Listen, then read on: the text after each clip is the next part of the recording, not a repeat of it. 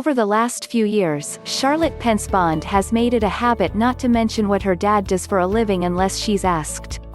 That's because her father is Vice President Mike Pence. If they know who my dad is, they have a perception of me, Pence-Bond, 26, tells CNBC Make It.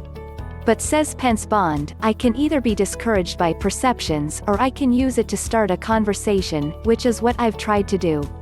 While navigating her father's fame hasn't always been easy, it has definitely taught me to just allow people to have their opinions and to be okay with that, she says. Her father, and his rise from congressman to governor of Indiana to vice president of the United States, has taught her a lot about success and following her dreams.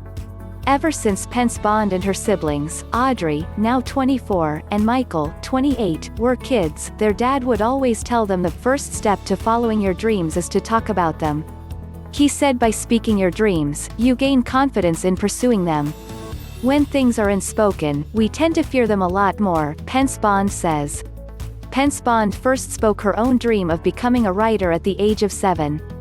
Though she was so young she could barely write complete sentences, she wrote out father's biography, including how grew up one of 6 kids in Columbus, Indiana during the 60s, and about his career as conservative radio host before he successfully got into politics. Then she gave it to her dad as a gift. From that day on, her dad encouraged her to keep pursuing her dream, she says.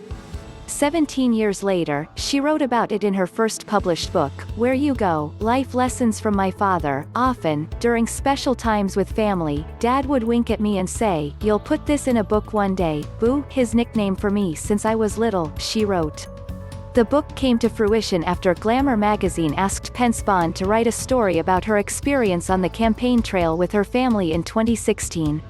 The article published that October, called Mike Pence's Daughter, reveals the lessons her father taught her, inspired her to write a book about her father, which came out in 2018. Though Pence-Bond is inspired by her father, that doesn't mean she always agrees with him.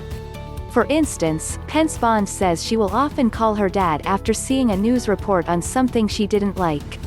Though she did not name specific issues on which they disagree, she says, usually it'll be more that I'll have questions about something. I'll read something in the news and I will be upset about it, and I'll call him and usually there's another side to the story, she says. For what it's worth, Trump doesn't seem to be one of the things the Pences disagree on. Pence-Bond says her opinion of the president hasn't changed since she first met him during a breakfast meeting at his golf club in Bedminster, New Jersey when he was searching for a vice president.